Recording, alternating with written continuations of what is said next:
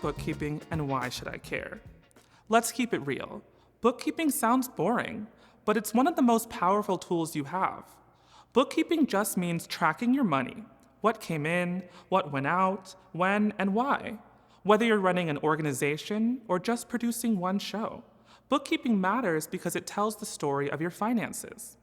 It helps you see what you actually spent, make sure you get paid on time, answer questions from funders or collaborators, and avoid meltdowns during tax season. You don't need to be an expert to start. You can use a simple spreadsheet.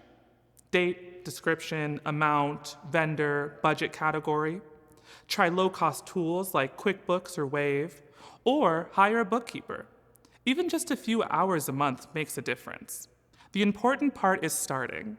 Don't wait till April or your audit. Now, let's talk about reconciliation. That's just comparing your records to your bank statements to make sure everything matches. It's like checking your bar tab before you pay. Did you get double charged? Did you forget to record a deposit? Is everything where it should be?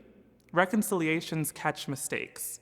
Do it monthly if you can, and quarterly at the very least. Knowing your financial picture creates less stress for you, your funders, and your collaborators.